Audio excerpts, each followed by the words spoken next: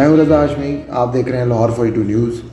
नाजरीन, एक बार फिर से वही जो साजिश करते इमरान खान साहब अब इस सूरत हाल में आ गए हैं कि वो आप समेत पूरे मुल्क को धमकियां दे रहे हैं और ये बताने की कोशिश कर रहे हैं कि ये जो तरीक़े-ए-अदम एतमाद है जो कि कल उनके मुताबिक पेश होनी है, ये साजिश है और इस साजिश के ख़िलाफ़ आप सबको एहतजाज करना चाहिए। वो हम सबको ये कह रहे हैं कि जनाब अली, आप सबको बाहर निकल आना चाहिए।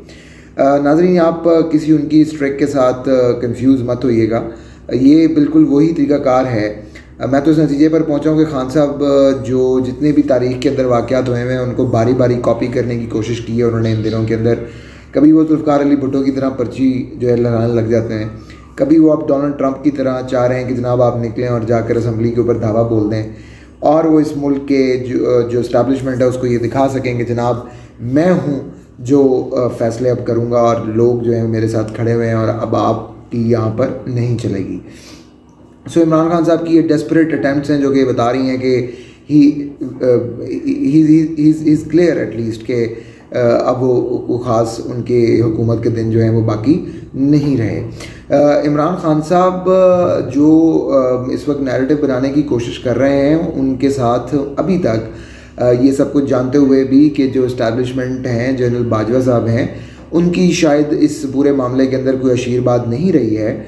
ARY और PTI के जो सोशल मीडिया जो सेल्स हैं वो एक नैरेटिव अब दोबारा से रिकन्स्ट्रक्ट करने की कोशिश कर रहे हैं और जिसके अंदर वो प्रेशर में लाने की कोशिश कर रहे हैं इस्टेब्लिशमेंट को, और इस इस्टेब्लिशमेंट को प्रेशर के अंदर जब वो लाने की कोशिश कर रहे हैं तो उसके अंदर उनका नैरेटिव कुछ यूँ है कि जो अपोजिशन है और जनरल बाजवा, मैं जब इस्टेब्लिशमेंट कह रहा हूँ तो वो पाक फ़ौज की बात नहीं कर रहे, वो जनरल बाजवा की बात कर रहे हैं। और जनरल बाजवा के ऊपर उनका कहना ये है कि ये जो अपोजिशन और जनरल बाजवा हैं ये दोनों मिलकर अमेरिका की जो है ये लॉबी के अंदर शामिल हो गए हैं और अब ये अमेरिकन जो आशीर्वाद है उसके साथ जो होने वाले मामलात हैं उनको आगे बढ़ाना चाहते हैं। आप अभी इस वक्त ट्विटर अकाउंट्स खोलना शुरू करें PTI के मुख्तलिफ लीडर्स और मुख्तलिफ जो अनमास्क और जो फेसलेस किस्म के जो उनके PTI अकाउंट हैं, कोई टोट बटोट है, कोई चिड़ी का बच्चा है, कोई जो है वो इसी तरीके से शेर का अब्बू है, इस किस्म के नाम हैं उधर अकाउंट्स के। उन सब अकाउंट्स के ऊपर देखिए वो आपको मुसलसल ये नैरेटिव देने की कोशिश कर रहे हैं कि जनाब जनरल बाजवा जो हैं वो अमरीकी एमा के ऊपर इस अपोजिशन के जो ये प्रोजेक्ट है उसके अंदर शामिल हो। अंदर से यूथिये हैं लेकिन सहाफ़ियों के रूप के अंदर अपने आप को वो सहाफ़ी भी कहते हैं और वो सहाफ़ती अंदाज़ भी अपनाने की कोशिश कर रहे हैं। अब वो भी ये राय दे रहे हैं कि जनाब ये तीनों को कनेक्ट करके देखें। कौन से तीन बयानों को कहते हैं कनेक्ट करके देखें? एक तो वो शहबाज शरीफ साहब के उस बयान के कनेक्शन के अंदर बात कर रहे हैं कि जनाब उस बयान को कनेक्ट करना चाहिए जिसमें शहबाज शरीफ साहब ने कल ये शहजाद इकबाल जो जियो पे शो करते हैं वहाँ पर उन्होंने कहा कि जनाब देखिए कि beggars can't be the choosers. वो इस कॉन्टेक्स्ट में सवाल हुआ था कि जो साबिक वज़ीर दिफा हैं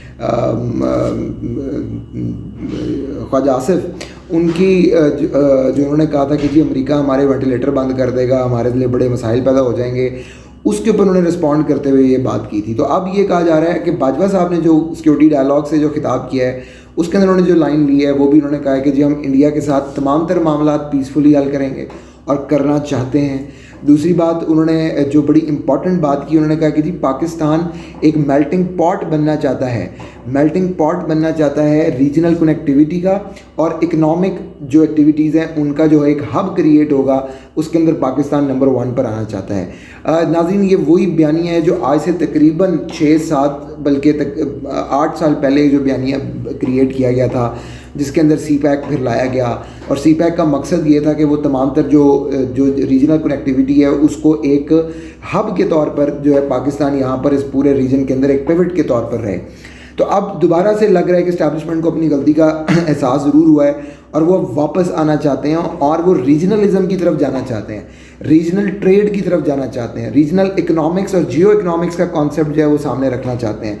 और ख़ान साहब अपनी इस पूरी पॉलिटिक्स के दौरान अपने नैरेटिव बनाने के लिए वो नैरेटिव जो टॉक्सिक हैं, वो नैरेटिव जो पाकिस्तान के लिए नुकसानदेह हैं, वो नैरेटिव जिसके अंदर वो यूथ को थोड़ी देर के लिए जज्बातियत के अंदर पागल बना सकते हैं تاکہ ان کا جو سلسلہ روزگار ہے سیاست کا وہ چلتا رہے. اس کے اندر انہوں نے جو پاکستان کو نقصان دیا ہے وہ لگ یہ رہا ہے کہ اب ملٹری اسٹیبلشمنٹ اس کو ریورس کرنا چاہ رہی ہے.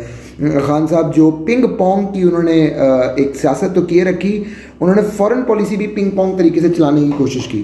اس پنگ پونگ کی فورن پالیسی کا نقصان یہ ہوا کہ ایک قدم خان صاحب اٹھاتے تھے تو وہ سعودیہ کے ساتھ کھڑے ہو جاتے تھے, اگلے قدم کے اندر وہ ایران کے ساتھ کھڑے ہوئے ان کو دھمکیاں دیتے ہوئے نظر آتے تھے. اس کے بعد وہ ترکی, ایران اور ملیشیا کے ساتھ ایک نیا جو ہے وہ اسٹرکچر کھڑا کرنے کی کوشش کرتے تھے انٹرنیشنل.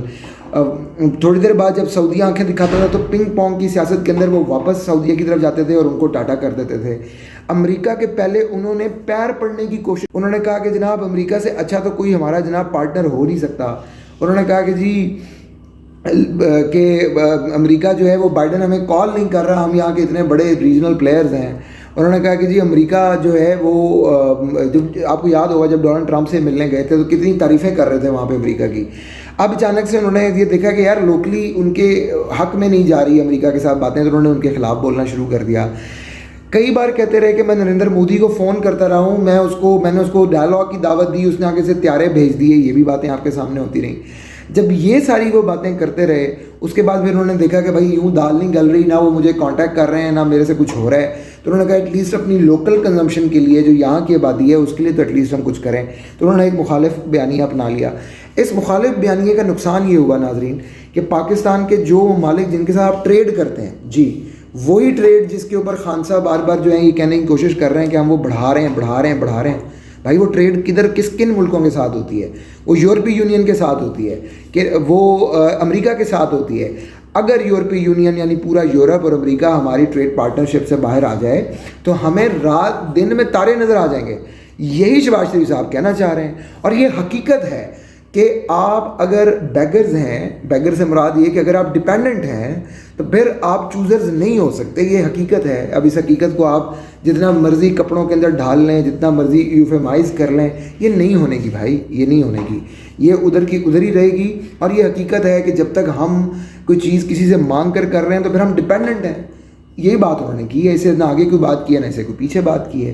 لیکن خان صاحب کا جو گن تھا, جو انہوں نے ڈیمیج پہنچایا, جو انہوں نے ڈینٹ کیا پاکستان کی پورے تعلقات کو, جو پوری امیج کو, اب اس کو میرا خیال ہے پاکستان آرمی اور اسٹیبلشمنٹ جو ہے وہ مینڈ کرنا چاہتی ہے, اس کو ٹھیک کرنا چاہتی ہے.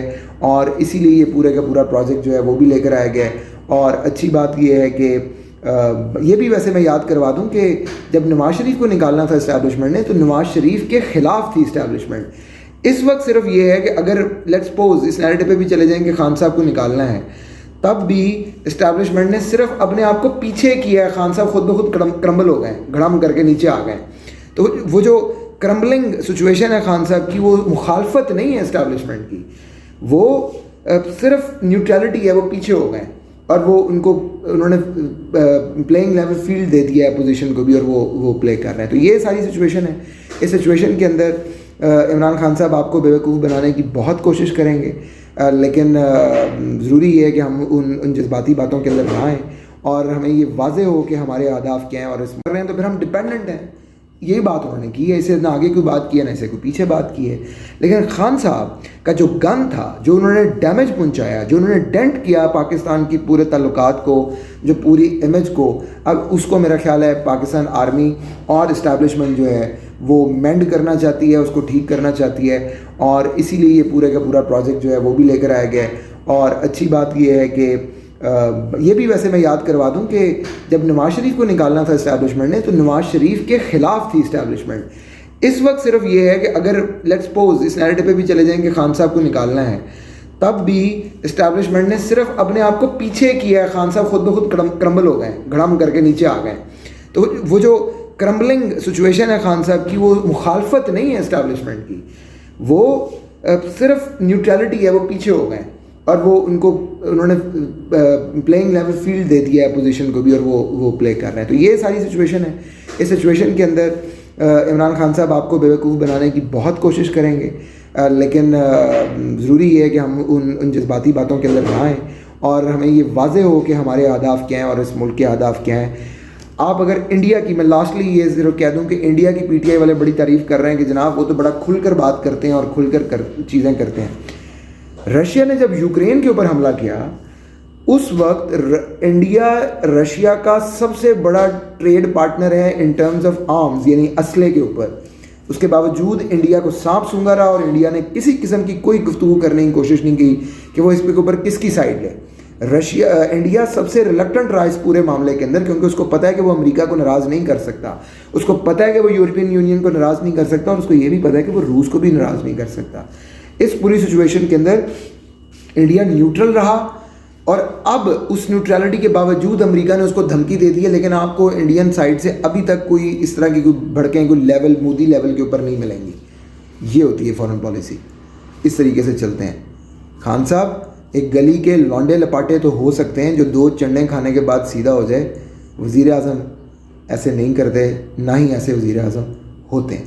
بہت شکریہ.